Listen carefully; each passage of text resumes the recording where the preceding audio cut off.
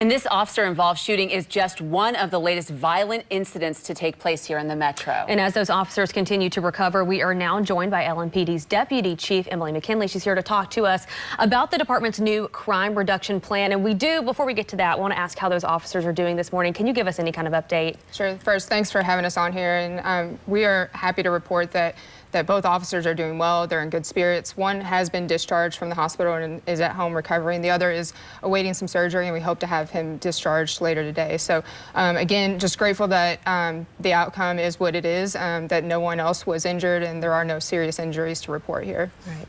That's some really good news there. And of course, you guys just released today the new crime reduction plan. Lots of pages here. It's a 3-step plan. And actually, it has a lot to do with what your officers were doing last night. What are the 3 steps, the kind of the main overview of the plan? Right. So we wanted to release a plan so that the community and officers had a clear understanding of what the direction of the department was, what our vision was, how we make decisions and how we deploy resources and how those decisions are made. So why might you see officers in a certain area? Why might you not see officers in a certain area? And so what are the decisions being made? And so there are 3, we call them 3 fronts to the plan. So they're not necessarily steps. All of these will happen concurrently. So one is a short-term plan. What's happening right now in your community? Where are the burglaries happening? Where are the car break-ins? Where are the violent crime incidents happening? And what do we need to do right now to problem solve those areas and creative problem solving, not just enforcement action. So how can we work with the community to solve those problems? And then a midterm approach. So who are the most violent offenders in our community, and how do we address that? And how do we work with our federal partners to address the most violent individuals in our community? So focusing on gun crimes, continuing our partnership with the Group Violence Intervention Program, as well as focusing on the service of violent felony warrants. And then the third part of the plan is focusing on areas that are at most need for improvement. So we've identified 5 areas that we're going to utilize other metro agencies and other resources, not just police department, to really repair those areas.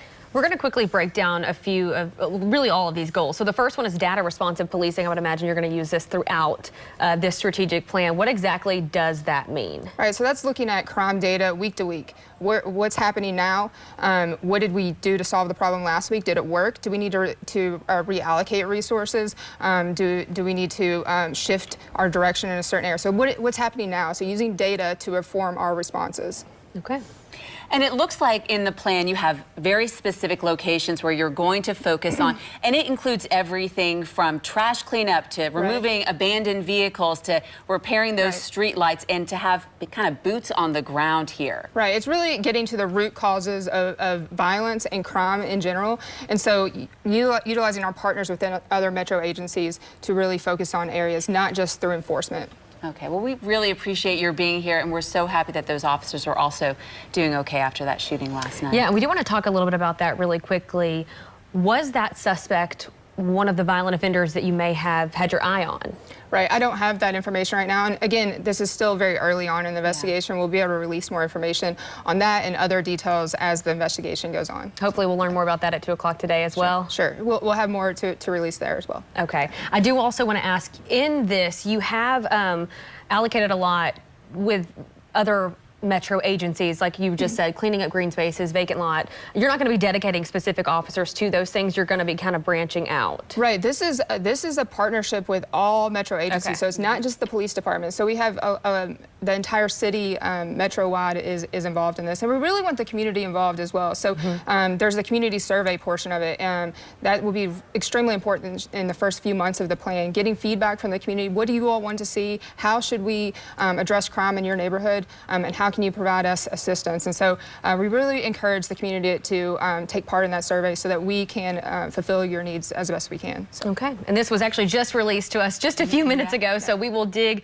deeper into this throughout the day, and of course we'll have an update with LMPD later on. Thank you so much for being here, Deputy Chief Emily McKinley. So we do want to let you know you can scan this QR code. It's going to take you to more information.